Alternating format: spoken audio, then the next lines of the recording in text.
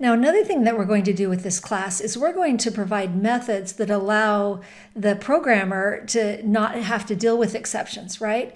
So, for example, we're going to create a method called full that reports back whether it's full or not. And so the programmer could say, oh, if it's full, do something else. If it's not full, then push.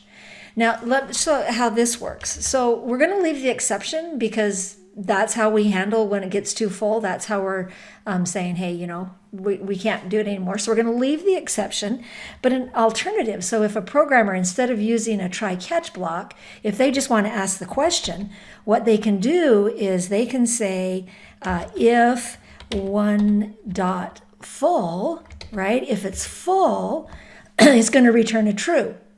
And in that case, we're not going to push, right? We're just going to say, well, see out, too full,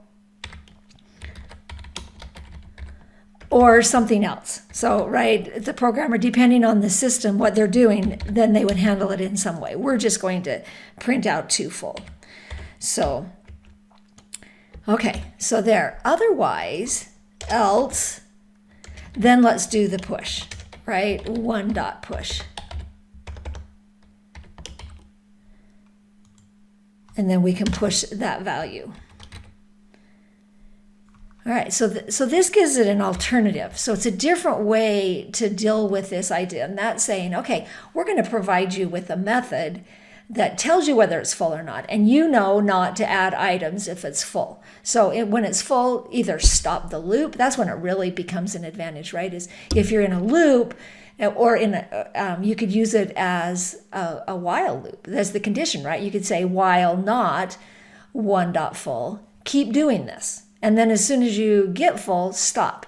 And so this becomes another tool for programmers to be able to use this class. And so you're providing them really two tools, the exception that they can know about and handle, or this method full that they can say, oh, if it's full, I'm going to do something else, or I'm going to use the full to stop my loop. Now, when we're testing this is a little bit, certainly right now it's not going to be full, right? Because we haven't added anything. And so that isn't full. If we want to test it several times, if we want to get it full, here we don't have the option to do several, right? Because we won't know when it gets full. So here we're going to have to do this over and over again. So really it would work much better in a loop. So let's do it this way. Let's go ahead and just do a few pushes so we know we're getting almost full. And then we can test it. So we did 1, 2, 3, 4. Here's 5. Here's 6. And then we'll do one more so that we know we get full. And let's 9. Okay, so now let's run it and see what happens. And then let's go ahead and put our C out after full.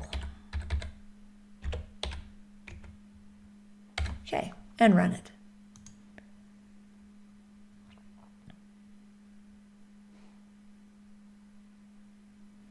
Okay, so here we added items to the stack, and we get no report back from that, but we pushed all those items, and then we got to the point where we were too full, right? And we only did it once, which means it happened here. We didn't get it twice.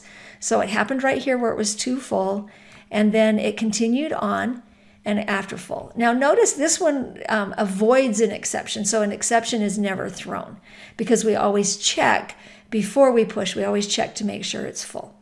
And if it's full, we don't push. So a way to avoid it. Now this one, like you see how we have to have these if-else statements about the same amount of code as a try-catch. So it doesn't change coding while, it's just what works best for you, what works best for the program itself. And this one works really nicely if you were in some kind of loop that you wanted to continue. As long as it was not full, continue the loop. As soon as it got full, stop the loop. So really, we're just providing the program with a couple of options of working with this class.